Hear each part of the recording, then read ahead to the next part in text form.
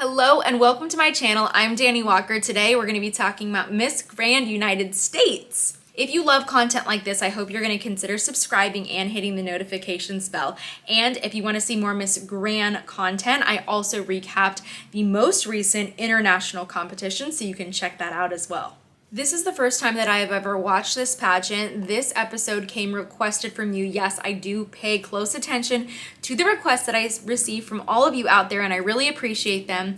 This year's show was held in Rosemont, Illinois, and I've never actually heard of a pageant in the US being held there. Not saying that it's never happened, but it was just an interesting location. I thought that for this show, they did a really great job of putting together some clips of the contestants prior to the pageant. This is stuff that I've been missing for so long.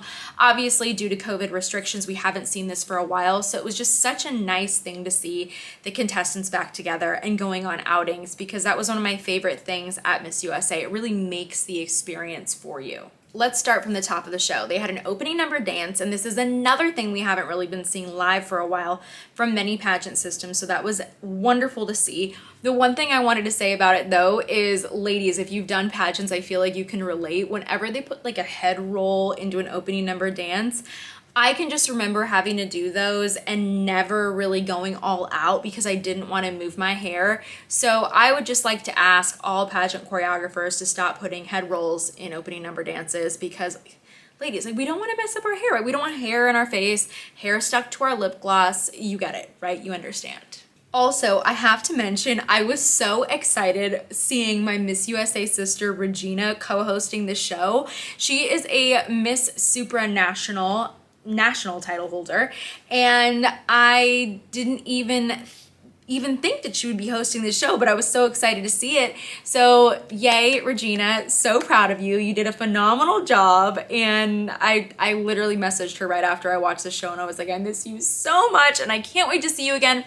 We actually went to Thailand together to support Sarah when she was competing at Miss USA, and just I felt like got really close there, and she's just an incredible woman. Love her. One thing I really like about this production is that they cut to the semifinals very, very quickly. And this is something that you see more for smaller scale live pageants. It's not like at Miss USA where you're doing this telecast show where you have to have sponsors in between all of the cuts or promoting them, or you don't have to drag anything out. And just as somebody watching in the audience and watching for the first time, I appreciated it.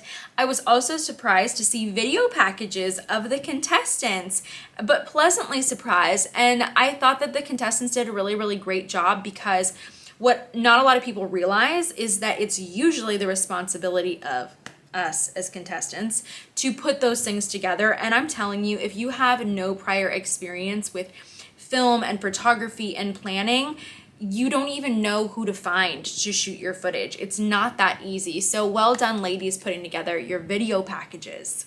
Please excuse any fireworks you can hear, by the way. I am currently judging Royal International Miss, and I'm right beside Disney World and Universal. So if you guys hear that, that is what that's from. And I gotta get this done so I can get to bed, because tomorrow is a really early day of judging, starting at 7:30 in the morning. But I love y'all, so I'm doing this.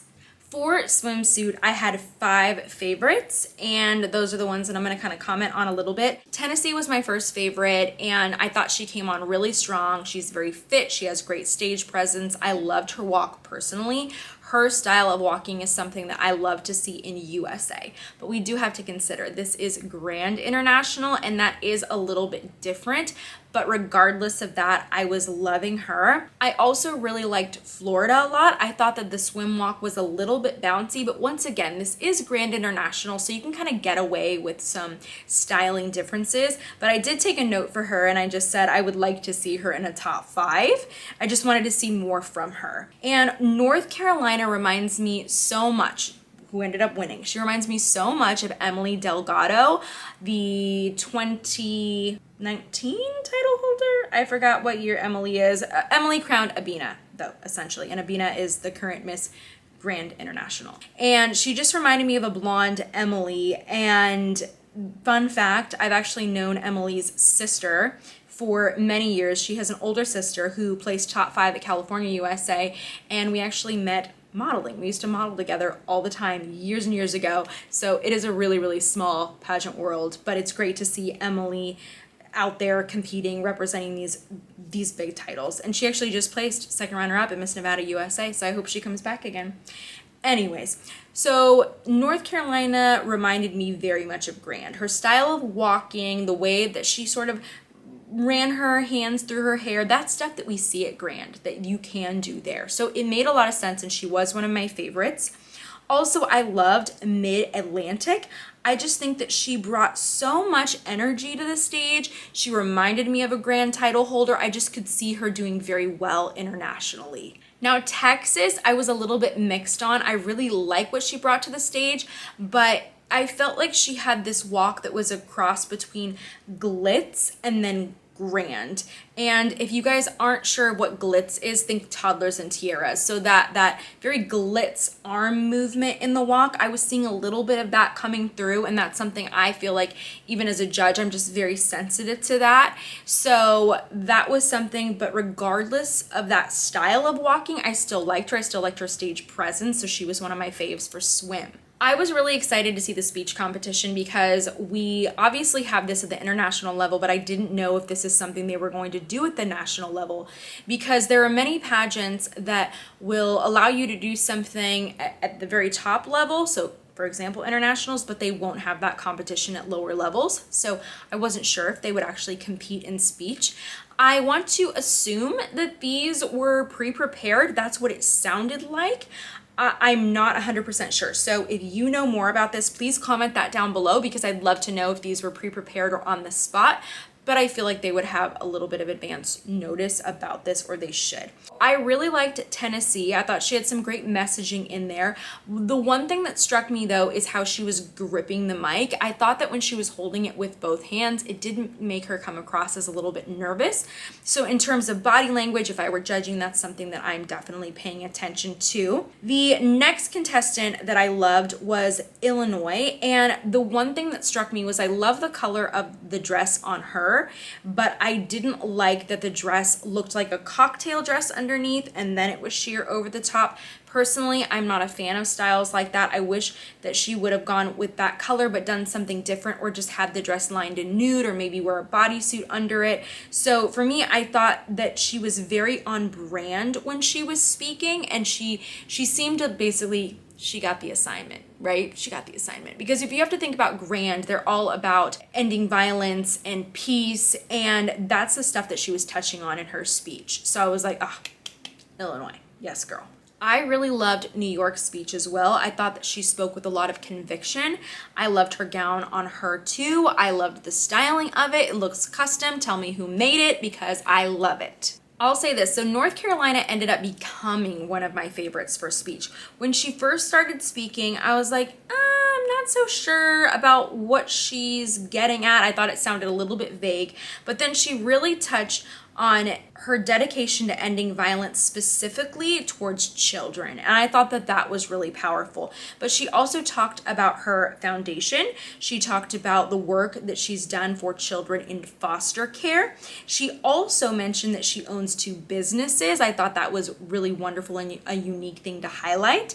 And she didn't really sound rehearsed, which I am a fan of. She really sounds like she cares, and like I said in the beginning, I was a little bit on the fence, but as she kept going and speaking, she really won me over. Loved Mid-Atlantic for speech as well. That gown on her was absolutely captivating. It was perfect for her. She talked about how she's Venezuelan and how she lived in Venezuela, and I thought she spoke with so much conviction and so much personal experience. The one thing I would adjust is a softer facial expression, but I did really appreciate when she translated her speech in Spanish for her friends and family that were there that aren't fluent in English, and I just thought it was a really beautiful and lovely gesture. Also, I want to mention real quick, the clips of Abena during this final show were phenomenal. They were very, very well filmed and produced and put together. Also, I just love her accent. I could listen to her all day. She is just such a beautiful title holder, and I think that they did such a great job of showcasing her during the show.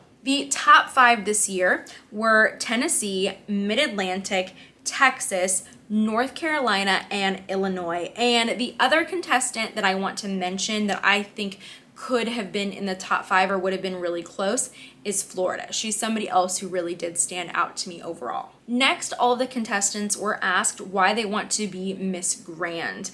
And I thought that Tennessee was okay. She started out with a quote, but I felt like the answer overall ended up being a little bit generic instead of tying into a reason why she should be the one to be picked. But still, great job presenting her answer, but I think that that is what essentially affected her placement in the end. Mid-Atlantic came off to me during the top 5 as a little bit nervous, but sometimes excitement can also carry over as nerves, so I really can't speak to that. But she talked about things that society needs, and overall still a solid answer. I thought that she still did a great job. Texas, her style of answering the question was very casual, and I could appreciate though that she talked about her appreciation for the people and everyone that has supported her to get her where she's at, because friends, it does take a village. Ladies in pageants, y'all know, you get it.